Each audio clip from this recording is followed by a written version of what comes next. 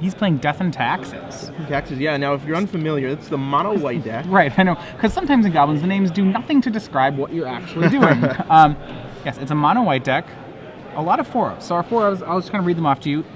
Thalia, Stoneforge Mystic, Mother of Runes, Sarah Avenger, Nice. Flicker Wisp, Phyrexian Revoker, and he has 3 Mangara of Corondor. And those work very well with the full playset of Karakas in his deck. Definitely. 4 Aether Vial, 4 Swords to Plowshares, and of course 1-ofs of a few equipment. Right. Now, he's going to be playing against John Helt, who's playing Goblins. This is probably not a good matchup for Thomas, because any kind of Goblins deck usually eats apart the other creature decks. And John, playing a pretty standard list, 4 of all the usual Goblins, Matron, Ringleader, Warchief, Lackey. Yeah, and these players are X-0 right now. They have no losses, 3-0. John Helt, full 4 Jump Palm Incinerator. That's going to be tough for Thomas. Yeah, Goblins, I always love, and I say this every time I do a Star City Open, the mono-red aggro deck has the best card advantage of any deck in the format. Oh yeah, definitely. So planes off from Enevoldsen. John starts on Aether Vial, which is one of the Goblins' most explosive starts. Yeah, that's the start that Thomas wishes he could have right here. And it looks like he kept a hand that would be great against non-basics, great against decks planning on using their lands, but against an Aether Vial, not so much. Yeah. So he's going to play Stoneforge Mystic. His options are sort of Fire and Ice, Batterspell, and Umasawa's Jite. I think at this point it's a very safe bet that his opponent's on Goblins. Not many things go Mountain into Aether Vial. I'm pretty sure he'll go for sort of Fire and Ice. Thomas, by the way, is on a 6-card hand. Okay. So he's going to opt for Batterskull. Wow. So I think any 3 of those, I think any of his 3 would have been fine. Yeah, Batterskull, SoFi, or the Jite. I think it really depends also how many creatures he has in his hand. If he doesn't have any creatures, the Jite or the Sword, pretty risky. Right. So John Helt takes the Aether Vial up to 1, draws for turn. So the biggest thing is that John's deck, with a lot of tutoring capability, what answer has he been? Is he packing for artifacts? Well, he has 1 Tuk Scrapper. All right. Now, Tuk Scrapper, that's the one that kills based on the number of allies you control. It kills the artifact, deals damage based on number of allies. Always kills the artifact, deals damage based on allies. So, 4 mana guy. That's his only artifact answer. He has no 10th Street Hooligan, anything like that. He's actually just a complete mono-red deck. He has no non-red spells that he's planning on casting. No, yeah, there used to play, there was the 1/2 that blew up artifacts, but he's largely gone out of play since Tuk Scrapper, I think. Yeah, for sure. Mog War Marshal, the turn 2 play for John, and he's going to make Goblin Lackey off the Aether Vial. Okay, interesting main phase vial there. Yep. That's interesting. So both of them with Rishadan ports. I don't know how much they'll be porting each other. Thomas has to watch out for port a lot more than John does. John has the Aether Vial, so he'd be content getting into a port war. Yeah, for sure. And wow, Thomas draws a Phyrexian Revoker, and that's going to be good against that Aether Vial. Definitely. When one player has one and one player doesn't in a creature mirror, it's usually pretty brutal. Right now, he has to decide between Batterskull and denying John the Aether Vial. Now, with either one of those, he will be able to wasteland. Right. Not even sure if he'll want to do that. He has a lot of land, but I think if he revokes the Vial, I would be all for wasteland. Yeah, definitely. And I think that's actually the line I like, is to revoke the Vial and wasteland. Yeah, I like that, because then he can't pay Echo for the War Marshal if he was intending on doing that. He has to lose that. He has a 1/2 blocker for all of John's creatures, and John is set back to a singular mountain. So now the worry would be if John has another land and a Jump Palm Incinerator, that line is very dangerous. Right. So he just decides on planes, probably to play around that Incinerator. Right. So at this point, he is committed to the Batterskull. Yes. So turn 2, to Aether Vial Text up to 2 for John Helt. And because he's drawn the card, okay, nope, he's not paying for it, it's dead. Yeah, he probably didn't want to pay for that anyway. It's unlikely. John, because of the mana advantage he's getting off the Aether Vial, is really going to want to be the aggressor in this matchup. Yeah. It's hard to spend 2 mana just to get a marginal advantage. 1 extra 1/1, usually not really worth it. The biggest thing is that John, correct me if I'm wrong, John has the ability to flood the board. And that's something that Thomas will have a lot of trouble with. Definitely. Unless, of course, that Batterskull sticks around. Now, he only has access to the 1 Tuk Scrapper, so if the Batterskull is blown up, then all the other equipment will have free reign. So it seems like, so tell me, so you know a bit about Death and Taxes, Sammy? A little bit. Okay, so Sarah Avenger is a card that's currently in M13 and sees no play in Standard. What is it about the card that makes it good enough for Legacy, but not good enough for Standard? Well, it's the fact that you can Aether Violet in, first of all, and also that even on turn 4, when you can first start playing the Avenger, the mana bases are still so tight at that point. 2 mana is still usually almost the most you're going to have, sometimes 3, so mana's still tough. Just like Tarmogoyf, you could play a different creature other than Tarmogoyf in Legacy, but 2 mana is still a lot. So what you're saying is that you wouldn't want to, in Standard, it'll get trumped by a 4-drop. Right. But in Legacy, no one has time for a 4-drop. Exactly. People can't play 4-drops in Legacy. Not a lot of them anyway. Phyrexian, so catching you up on the action, Batterskull swung, stole 4 life from John, total is 24-16, and now Phyrexian Revoker coming down for Tomas Enevoldsen. It would be Tomas, not Thomas. He's pretty Americanized, so okay, so we'll go with Thomas. Yeah, I'd just say Thomas. All right. Probably the way most people pronounce it. So. Okay, and a second Revoker coming down. Interesting. We'll find out what that one names. We're not positive on that guy. Yep, we're asking the table judge right now. First one's on Aether Violet, and Thomas writing it out, actually, putting little notes in on the guys. And the second is Gem Palm Incinerator. Nice. Really good blind call for him. That's the card that's going to wreck him. And what that does is it really protects the Aether Vial one. Now it's just the Tuk Scrapper or Matron into Scrapper that he has to worry about. Right, and the Scrapper definitely going to have better targets, like that Batterskull. Yeah, I really like how Thomas is playing this game. Yeah. He just wants to ride his Batterskull to victory, playing it pretty cautiously, never going to let the Lackey get a hit in. All he really has to worry about now is a chain of ringleaders. Yeah, so what's more interesting is that these Revokers are really just pithing needles right now. I don't think that Thomas can really afford them to get into combat. He doesn't need to because of the Batterskull, but even if that, I would say that if the Batterskull is dealt with, yeah, those aren't really attackers or blockers in any situation. Right. Oh, wow. And Thomas might be kicking himself that he has one on Incinerator. Now, Krenko Mob Boss comes down. Krenko will have haste due to Goblin War Chief. That's very relevant. Yeah, one Krenko in John Helt's deck, he's drawn it, and yeah, that's going to be a big problem for Thomas. He can maybe survive 1 tap, but he's going to have an answer on this untap, or this will be the game. Right. Krenko, one of the more recent additions to Goblins. I think it's one of the more exciting additions. You get to really neat lines with it, especially ones that involve Goblin Pile Driver. Yeah. Pile Driver, like Krenko haste, tap make Goblins haste, Pile Driver haste, swing 20. There's really a lot of explosiveness between this and then the 8 Lords in the deck. Right, just out of nowhere. Right. So John Helt is going to Wasteland during upkeep. I think he didn't realize that he was going to do it. So now he's going to give Thomas the chance to actually use the mana. Wow. He's wastelanding a Rishan Import. Sword of Fire and Ice comes into play. Thomas actually did not have another. Oh, he did have another land, so maybe it's not so bad. Actually, I'm not sure that was a legal play. I don't think you can float from your upkeep to your draw step anymore. So his plane should probably be tapped. Well, did he draw the Sword of Fire and Ice? I think so. We'll find out for you. I'm not sure. Either way, it's not going to affect the board state. Sword of Fire and Ice deals 2. And here comes some blockers. So Batterskull, lifelinking for 6. Now does the sword deals the 2, so the sword damage is not lifelinked. That's Correct. right. Okay. Yeah, that's right. Now, did he deal 2 to John Helt's face? I think he has to. I'm not sure what else. Yeah. So he's swinging. That would mean for 8. That puts John Helt goes from 16 to. I think our life totals are. We'll get an update on life totals. I believe Helt is at 8. Yeah, that sounds a lot which means better he would than be 24. dead on the next swing. Yeah, I'm pretty surprised he didn't take out the War Chief. Thomas says that. Well, no. He wants a 2-turn clock here. Right. This next swing is lethal. He can't kill the Krenko and he can't race the Krenko. That's true too. He's just all in on this Batterskull Sword of Fire and Ice creature here. Right. Activating Krenko, making 1, 2, 3, 4, 10. 10 more goblins. Wow. So it'll be 15 play and they will all have haste. Yep. Batterskull, though, is a beast. That'll be able to block and effectively negate 6, 7 goblin tokens. Unless he drops, Orcish or a Flam or something like that.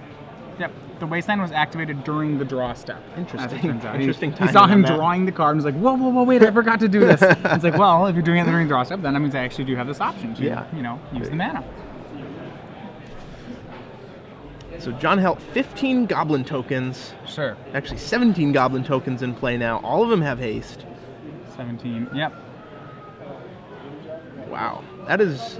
So this is turn Not 5. enough, yeah. And 17 Goblin tokens in play. It's just 17 goblins is just not enough. No, not even close to enough, actually. Swinging, all right. And he's going to block the Goblin War Chief with the Germ token. So he's set to take 17, but he'll be gaining 6, so only taking 11. Thomas Enevoldsen. All right, thank you. So we've been mispronouncing his name. Twitter helped out. So Thomas Enevoldsen. Enevoldsen. I think you have to pronounce it low. Enevoldsen. All right, excellent.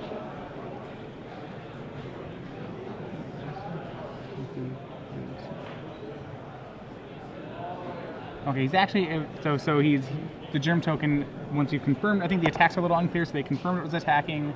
And Thomas decided to block the Goblin Lackey. Yep.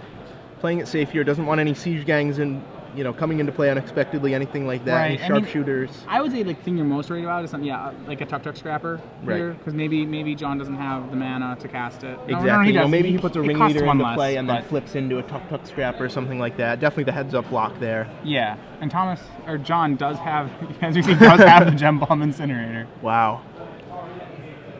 So those were just really key Phyrexian Revokers from now, Thomas. if he has that, I don't know if post-combating it, remember, all his creatures have haste. I don't think it's enough to kill Thomas at all, but... No, I don't think so. So Thomas has the lethal swing on the Germ token, and he steals game 1. Wow, I can't believe he won that game off that Krenko. Krenko tap make 5 has haste, tap make 10. We had a question, how did John help cast Krenko last turn if he used the Wasteland on Thomas's turn? And he has only 3 lands this turn. Well, the Goblin War Chief makes it cost only 3. Right. So, there you go. The War Chief haste and cost 1 less. Right. Now, John Helt, I'm actually seeing on Twitter, he's a local game store owner. Maybe we can get a little more info on that, because I'd love to promote his store. Yeah, here. what store does he work at? Let us know. We'll mention him on Twitter. Yeah, for sure. On the show. So, looking at the sideboard here, John Helt has the 4th Pile Driver, 4 Pyrokinesis, Chalice of the Void, 2 of those, 4 Red Elemental Blast, 1 Relic of Progenitus, and 3 Fairy Macabre. Right. So out of these 15 cards, what do you think we'll see here? Pyrokinesis. That to me seems like it. Thomas's deck is full of a lot of smaller creatures. It's white, so and a lot of times he's using Aethervial or tricks on his own creatures. Pyrokinesis will be a total blowout. Right. Now, if you're not familiar with the Pyrokinesis, it's a free spell. It's a pitch spell in the same cycle as Force of Will. Yeah, it has good company. Yeah, it definitely does. Not quite the same, not quite in the league of like Scars of the Veteran, that kind of thing, but it deals 4 however you choose among their creatures. Instant, too. Yeah. Goblin Pile Driver, possibly? Probable, actually. Yeah, he's not really that great in the creature matchups. But really, it's hard to trim anything from this Goblin deck because it's already set up so well to be creature decks here. Certainly not going to take out Incinerators, Sting Scourgers, Siege Gangs, Sharpshooters, Matrons, Ringleaders, War Marshals. These are all great. Maybe something like, I don't know. That's tough. He doesn't have much to side out. Yeah. On Thomas's side, so his sideboard, a lot of it is hate for specific combo decks. He has 3 Aethersworn Canonists. That would be Aethersworn Canonist. 3 Relic of Progenitus. None of those will come in. He has a Pithing Needle. Probably not as good as the Revokers he has main deck. I like he has Elan and Bola in the deck. Wow. A Dark Steel throwback. Yeah, Lane and Bullet. So is he trying to tap Emrakul's with it? Okay, that probably makes sense. I think that's my guess is where that's boarded in. So he has 2 Gut Shots. That's something I actually might want to board in against the Goblin player. It does stop the Lackey. So on the draw, I might like.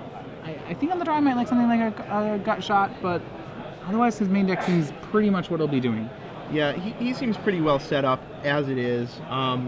He might bring in the 1 Pithing Needle just because John has so many great activated abilities. He's probably especially scared after seeing that Krenko. Yeah.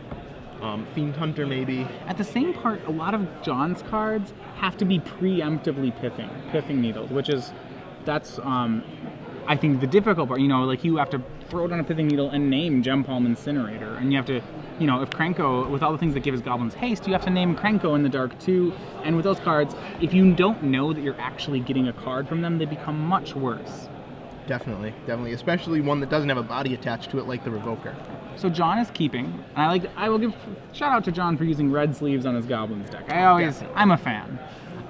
Burn them. Thomas is going down to 6. Thomas on 6, John on 7. Now, you know what, actually, looking at John's deck a little bit more and thinking about this matchup, I actually think I like taking Goblin Pile Driver out here. I think that card in particular is just, it's really not at its strongest against a deck like Thomas's, which has, let's see, 24, 28, 31 creatures in it, plus Batterskull. In a matchup where creatures are going to be trading a lot, it's just, a lot of times it's not what you really want to do. So it looks like we have an update here.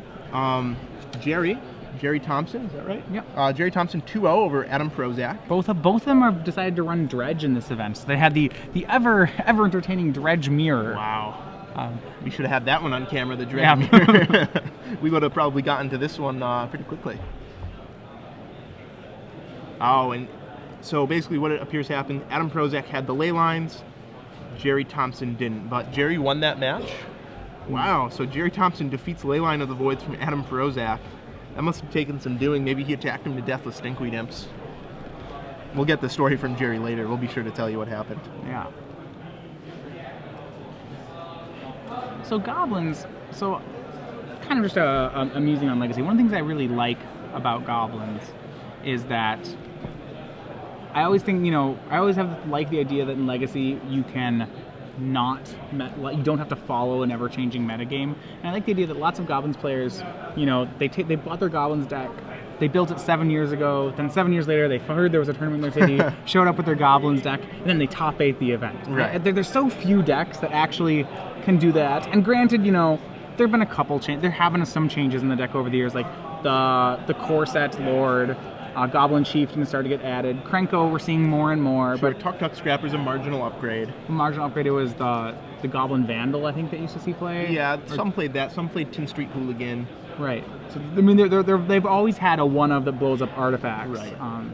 But really, I like this idea that, you know, this deck has been in the format forever. Exactly, it's a pillar. Even if it's a small pillar and a not very well represented pillar, it's still a pillar. So Thomas is on 5. His hand has 2 lands and a Stoneforge Mystic. I can't imagine he's shipping it. No, definitely. It doesn't matter if the other 2 cards are jokers. Who knows? Unfortunately, on the draw, he does not have an answer to this lackey, and yeah. You can tell by his hand extension. Instantly brace yourself. Yep. This could be ugly. Oh, wow. And with the port. All right. Goblin Lackey's going to swing. John will probably not even use his mana this game. Probably not. He won't have to. Goblin Lackey is such a good card. Lets you cheat on so much mana over the course of the game. Yeah. And he's going to put Krenko into play. Yep. That's turn 2 Krenko. Designed for turn 2. Yep. That seems pretty fair. Yeah. So we're getting word on Twitter that John owns Illuminati cards in Cincinnati. Well, in the Cincinnati area, Westchester and Amelia. Nice. So, wow, Thomas Enevoldsen gets ported in his upkeep, drops Caracas to bounce the Krenko. Perfect. He's not out of it yet. Krenko doesn't have haste, so Thomas dodges bullets right there.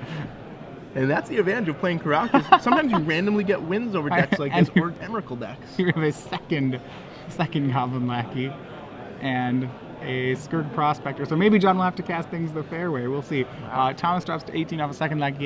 Krenko might have to rejoin the party. I mean, I'm sure it will get bounced. Oh, yeah. Yep, there he is again. Krenko, so powerful that he's legendary. You know, despite this really good draw from John Helt, he really can't capitalize it. When you look at Tom's hand, he has a Swords to Plowshares, he has an Umezawa's Jite. He's in this on the Molda 5. He really is. He's about to cast the Stoneforge Mystic here, search up a Batterskull, and have Caracas. Yeah. Well, he may get Batterskull. He may, and we know that John has a Gem Palm Incinerator. He may try to go for the Sword. The Sword can actually eat cards very well out of. I mean, all his cards have two or less toughness. Right. I think we'll see him go for Batterskull here, just because he already has 3 lands in play. Yeah. It'll be easy to hardcast if the Mystic gets Incinerated. He doesn't have another creature on top of that. Right. All right, and then that Caracas is going to have to be on Krenko duty. Yep, bounce. This is Krenko. That's perfect. All right. Well, the little squire that could. Yep, old school meets new school. Can it? I mean, I think it's going to have to get gem palmed here. Oh, definitely. The squire alone, even if it had no text, it would get gem palmed. Right. Yep, there it goes. John Helt drawing a card, dealing, and he's going to slowly chip away with 1/1s. But Enevoldsen holding his own. Yeah, you know, I really would have liked John Helt to play better if he didn't play the Skirk Prospector last turn, instead tapped a Plains on upkeep. But this way he does get in more damage. Yep, and let's see, does he have 2 goblins to put down? It may be that actually this parade of 1/1s is too much for Thomas to deal with. Krenko and Goblin Chieftain. Oh, wow. Okay, now that gives them all haste, correct? Goblin Chieftain, yes. So that's going to be pretty much a game over here. Yes, the other Goblin's creatures get haste. Krenko is active. Batterskull is going to be 1 turn too slow here. He has the swords, so John Helt will only get 4 Goblin tokens. So guys, at the end step activates Krenko. Excellent. So now in response, Thomas will will swords the Chieftain. And also bounce the... And also bounce Krenko. Yes. So only 3 1/1s. 3 Goblin tokens. There we go. That's still, because Thomas... The bigger problem is whether or not Thomas will wait to cast Batterskull on 6. I don't think he can afford to. I think he has to drop Batterskull and allow for a Krenko activation. Well, I don't know. That's very close. I think he has to do it and allow for a Krenko activation. Just hope that Batterskull doesn't die. Yeah, I'm not sure John Helt's going to give him the opportunity with that Rishadan port. He's got to be almost out of spells here. Right. Well, Thomas putting up a fight. Still an uphill battle, unfortunately. Yeah, more of a fight than I expected, seeing this draw from John Helt. So Aether Vial, a little late to the party, but that's okay. Swing for 6 from Helt. We'll drop Enevoldsen down to 9. Death of 1,000 goblins. Krenko Mob Boss, and is the other card in his hand a Goblin? I think it's a Sting Scourger, which he should not drop. No real reason to do that. Should definitely save that for any potential germ tokens that might come his way. And he's gonna, Thomas, very nice. Great play, end step, porting the port, wants to get his Batterskull down. Play right out of Mercadian Mass Block constructed. So the danger here, and I think he's going to, is that if it is a Sting Scourger, Thomas is going to be dead to that. Oh, wow. Thomas draws another Swords. The question would be whether he wants to Swords the Krenko here or make a Batterskull. Yeah, you know, it all depends what he thinks John Helt's last card is, because John Helt didn't think about using that Lackey to put something into play. Now, Thomas has to think, well, what wouldn't he put into play there? Right. Maybe a Tuk-Tuk Scrapper. The bigger problem is that even if that Sting Scourger is face up, so now pretend Enevoldsen knows it's a Sting Scourger. Does he have a play here? Jeez. I don't think he does. I'm not sure. Probably not. He doesn't have anything else to do really. He can Swords and drop GT, but that doesn't do much. Right. Well, if he drops Batterskull, it gets Sting Scourgered and he dies. Because he dies to actually just a swing from Krenko as a Hill Giant.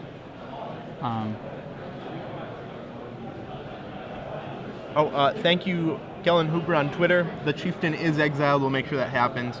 No players have any way to there's no graveyard effects here, so we're safe. But that is still correct. A GRV. Yep. Game rules violation. So he opts not to make, and he's not to make the Batterskull. Also does not make the GT. Yeah, he must be planning on swordsing plus porting here. So, well, yeah, he swords plus port. Because he's going to try to play on 6, play the Batterskull on 6 so he can continue to bounce. Yeah, he's going to port the port on upkeep. Yep. Sure. And looks like John Helt has a land in hand. Land Sting Scourger, I believe, is his hand.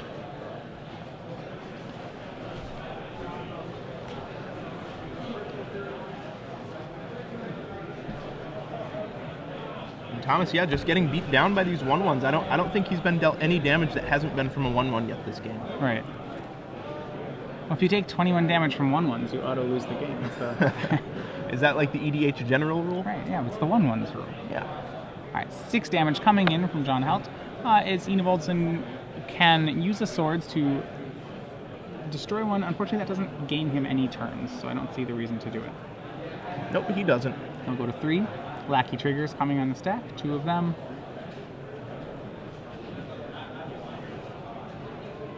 Alright, resolving first one is going to be Krenko. Of course. Cat Krenko has been lackeyed into play a few times. He gets around. And it's going to be Swords. Oh, the Prospector is going to be... First he's going to Swords the Prospector. Okay, and John should just take the 1 life here. No real reason to sacrifice that. Yep. And he's going to untap and continue to play. Yep, so now he has Caracas. Alright, and beating up Caracas, making the Batterspell token. That Sting Scourger is going to get him, though. Bounce Krenko. Pass the turn. Going to dare John Helt to have a card. Incinerator would do it. Sting Scourger would do it. Tuk Tuk Scrapper would do it. Matron would do it. There are a lot of cards here that really just seal the game for John. I do believe he has a Sting Scourger. We haven't... Yep. There it is. Yep, there you go. Thomas packs it in. He knows he's dead. Yep, and I think from when we said it a few turns ago that he was probably just dead to the Sting Scourger. It played out according to that. I don't think it's the way Thomas actually can play around that. No, Thomas would have had to draw something pretty special there. Maybe something like, even like a Thalia, just to stem the bleeding a few turns before that, might have done it. Yeah, Thalia is really powerful because Thalia could get John to, either gets John to burn his Sting Scourger, which would be or will eat away the Goblin tokens, both of which are pretty good outcomes, and actually it would eat away at the 2 lackeys and eventually stop the Krenko from being made. Yeah, exactly. First Strike, a very relevant ability in Legacy. Right. Well, anything that lets a 2-drop creature kill another 2-drop creature is pretty relevant. Yeah, the swords gets the Prospector in that situation, so that Thomas gets the life to gain. Right. So players don't look like they're really re-sideboarding. Either one playing games with each other, and they really, both of them don't have many sideboard cards for this matchup. Their main deck's mostly set to fight against combo and blue, which well, John Helt has 4 red elemental last. He has 2 Chalice of the Void, Relic of Progenitus, Fairy Macabre. So those right there, he's really taking a stance. He says, I don't want to lose to blue combo. In fact, I don't want to lose to combo, period. His only concession to creatures, Pyrokinesis. Thomas, on the other hand, on the play, will he do anything differently on the play? Well, I mean, he doesn't have too many options as far as his sideboard is concerned. We talked about the fact that he does have 2 gut shots available in his sideboard. Nothing else in his sideboard is particularly relevant here. He has a Fiend Hunter, but once again, that's really more for different stuff, for show and tell decks. For show and tell decks. Show and tell a Fiend Hunter into play. The last thing you'd want to do is hunt a card with a come into play ability against goblins, which most of their relevant cards do. Right. Thomas just has to make sure his strongest thing is going to come in the hand he draws and evaluating the role that his hand has. So Thomas keeping a 7, John Helt down to 6. So in Thomas's sideboard, he has 2 Cataclysm, and talk about a blast from the past. We'll get that one up on screen for you because no shame in not knowing what that one does from Exodus. Typically, you'll see it played in cubes. Yeah, is where you'll see this one. It's like a poor man's Armageddon. Right. But even a poor man's Armageddon sometimes is exactly what a cube deck needs. Thomas, after round 4, 6 wins will typically get someone into the top 8. Curious question. So yeah, Cataclysm destroys everything. Everybody gets to keep 1 artifact, 1 creature, 1 enchantment, and 1 land. It's especially beneficial for Thomas because he plays almost all those types of cards, so it can be oftentimes a one-sided Armageddon. Exactly. Keep a land, keep an Aether Vial, keep a big creature. Mother of Runes, turn 1 for Thomas, Cavern of Souls for John, naming Goblin, and we have a Lackey facing off. So both players have great openings here. Yep. Caracas is the draw for Enevoldsen. He opted, interestingly enough, for the turn 1 Mother of Runes over the turn 1 Aether Vial. He's going to Wasteland the Cavern of Souls. I think he's playing defense against the Lackey draws, and now by Wastelanding there, he doesn't have to worry about Gempalm Incinerator either. Right. Exactly. So he has a reprieve from the Lackey this turn. John has no way except Pyrokinesis to get rid of that here. Yeah, he could Pyrokinesis to force it to tap. and then swing with Lackey. Right, but even if he has the Pyrokinesis here, which it doesn't look like he does, I would save it. It can probably do more work later in the game. It doesn't look like it. Okay. Thomas, a little heavy on land right now. It's going to have to watch out here. He's going to have to make sure that he plays the game in such a way that he gives himself time to draw this part of the deck he needs to draw. Right. He has lands, but the Ether Vial he has actually will do well enough to cast almost all the cards he has. So at this point, you know, he really doesn't want any more lands. Right, and there's Revoker. He'll Naming pull out Gem Palm. Gem Palm, of course. He has an Aether Vial. He doesn't want to name that, and Gem Palm is by far the most likely card for John Helt to have here. Yeah. John taps. Second land from John Helt. Nothing. Thomas Enevoldsen draws Swords to Plowshares. Good draw. Not a threat, but a good draw. He had the Revoker is going to attack. Obviously, a block can't happen here from John. Right. Now, if John does block and Thomas activates the Mother of Runes, a Pyrokinesis would be pretty good, but John doesn't have one of those yet. At this point, it's pretty safe to assume there is no Pyrokinesis in John's hand. Right. So third land from John, would probably imagine that John has kept a hand which it doesn't have a great curve, but has, you know, good 3s and 4s, which is where the meat of goblins is at. So he's gonna matron. Exactly. Any Lackey hand really has the potential to just be blown out if the Lackey can be stopped. Right, he's going to go for Ringleader, most like Ringleader, Sharpshooter here, all good options.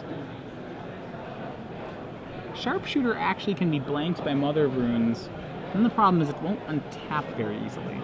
He's going to go for it anyway. Yeah, it's a really risky choice. The really conventional safe choice here would be to just go fetch a Ringleader, which will likely find another Matron, another Ringleader, maybe the Sharpshooter itself.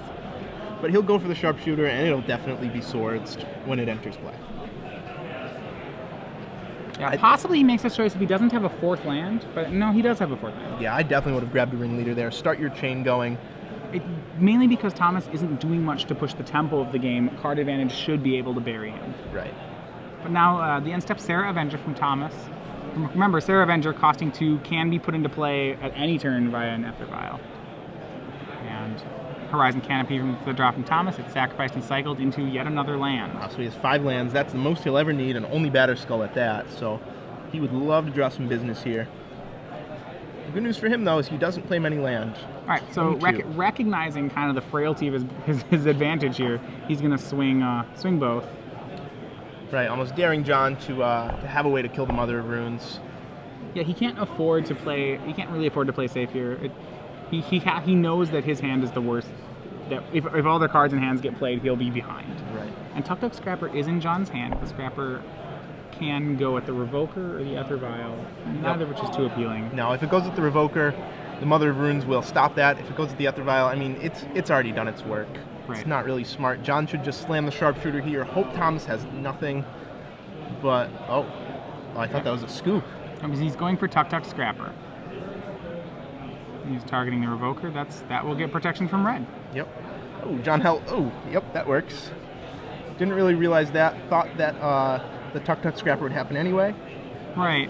Sometimes you can get confused on those things because artifacts are colorless and you think, oh, Mother of Runes is colorless. This won't work. Wait, no, it does. And you read it and you're like, well, I don't know what I was thinking. Of course this does work. Right, exactly. John Helt just had a little brain fart moment there. But he's pretty far behind in this game anyway. This is going to be very tough for him to win. Right. Especially if Thomas ever draws a Mangara or a Stoneforge Mystic, any equipment. He's definitely on the back foot At this point, it may be safe for John to start chump blocking the Revoker. Yeah, for sure. Forcing Thomas then to use the Mother of Runes aggressively. Yep. So if I were John here, I would start chump blocking on the Revoker. Force the Mother of Runes to tap. Right. And he does not. He goes down to 8. Especially if he draws a Pyrokinesis too. Right. Well, I mean, the Pyrokinesis is going to be great no matter what happens here. Thomas is going to try to not use the swords because he's really concerned with life total. Right. He wants to save that for something like a Siege Gang Commander. He wants to save that for the Sharpshooter. Or preferably never cast it. Sure. He would obviously prefer to win with it in his hand, but... The problem is with 8, he's on a 2-turn clock. Once from a Sarah Avenger and then once with a pushed Mother of Runes swing. Right. Yeah, John Helt had to chump block last turn. Alright, Goblin Ringleader. John's...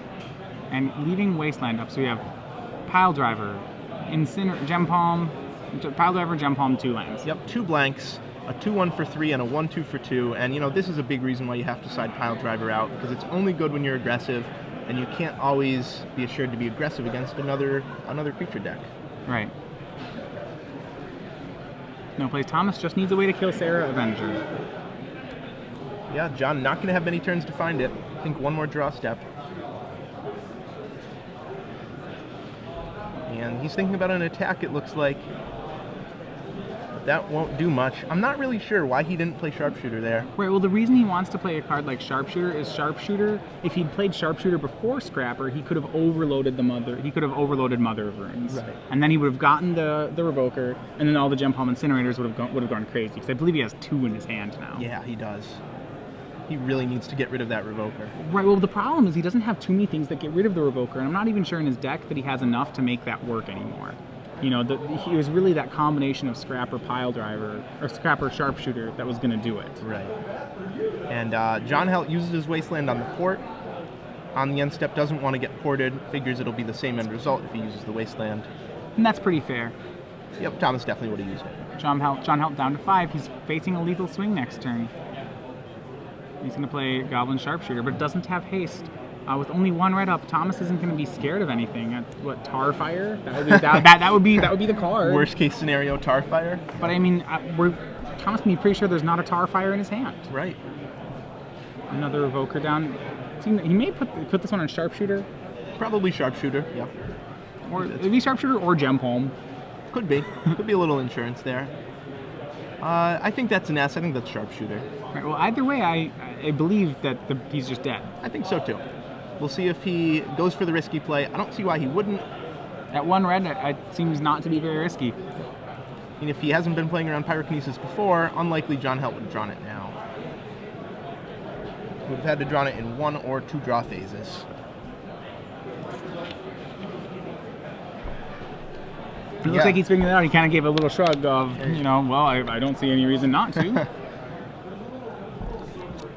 He would love to find one, though, because it would be awful to be blown out by And he's actually just making the safe Wow. play. I don't think I like that as much. I mean, I guess there's not much. It gives John a chance to draw Pyrokinesis. Yeah, I mean, we have the advantage of knowing John Helt's hand.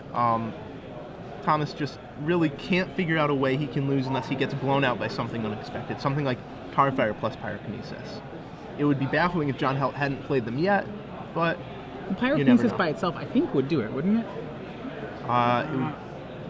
No, it would be close. No, it wouldn't. Okay. He would have to choose. He would have to choose between the Revoker and the Mother of Runes. But the writing's on the wall for John Helt. He should extend the hand pretty soon. Well, yeah, no, Pyrokinesis would work. Second Revoker's on Sharpshooter. So if he drew it, we're going to go through a theoretical here. He would Pyrokinesis both the Revokers. Obviously, Thomas can't let whichever one he let dies, the other card kills the other Revoker, and then the second Incinerator in John's hand kills the Sarah Avenger. Right. That's right, too. A Swords to Plowshares, though, could foil that plan. Yes. He plays Ace Goblin. All right. And Thomas Enevoldsen defeats John Helt 2-1. Moves on to 4-0. 4-0. Half the round's done. He has 4 wins locked up. Only needs a couple more. Yeah, 2 more wins and he should be able to draw into the top 8. Otherwise, he will probably need 3 more wins if he does pick up a loss in these next 2 rounds. Yep.